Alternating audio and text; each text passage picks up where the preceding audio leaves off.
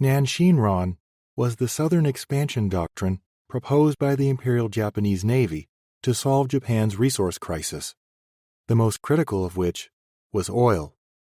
The United States had recently imposed an oil embargo on Japan, and since the U.S. supplied 80% of Japan's oil, the Japanese economy was now effectively held hostage by a foreign power.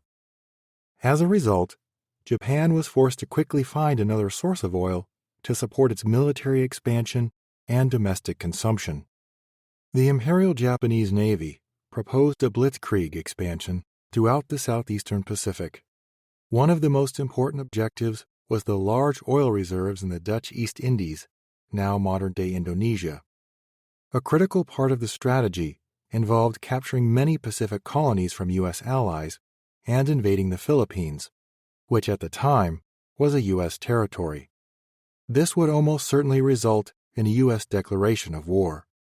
The Imperial Japanese Navy advocated attacking the Southeast because that is the campaign that would bring the Navy the most glory. At the same time, the Army wanted to attack north into eastern Siberia. However, in 1939, the Soviet Union decisively defeated the Imperial Japanese Army in the Battle of Khalkhin Gol. The battle shook the government's confidence that the Army could defeat the Soviet Union in Siberia.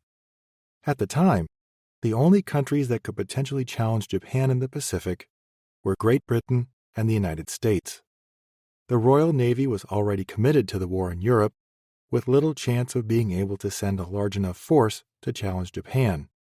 Nevertheless, the U.S. Pacific Fleet had just relocated from the West Coast to Pearl Harbor, which presented a significant challenge Japan would have to defeat if it was to have any chance of success in the war to come.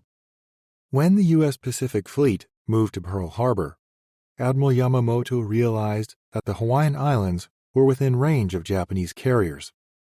If they could knock out the U.S. fleet at the very beginning of the war, Japan would have uncontested control of the Pacific, allowing their other planned attacks to proceed nearly unopposed. Without neutralizing the U.S. Pacific Fleet, the Japanese would be forced to commit significant forces in the Western Pacific to defend against the inevitable American counterattack, and this would divert resources from their main advances in the South and Central Pacific. Although the plan to attack U.S. naval forces at Pearl Harbor seemed logical, in actuality, it had several serious flaws that were overlooked by many high-ranking Japanese officers.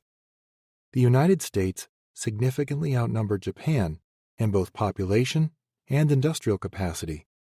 While the Japanese were aware of this, they believed the Americans would sue for peace in the face of significant casualties and the loss of so many ships. The idea that the Americans might not decide to quit after thousands had been killed in the surprise attack on Pearl Harbor did not seem to have been considered by senior Japanese military leaders. This left Japan in the position of fighting a very angry United States with no overall strategic plan for winning the war. Thus, part of the blame for the Pacific War can be traced to the flawed logic of a plan that, in hindsight, stood very little chance of succeeding in the long term.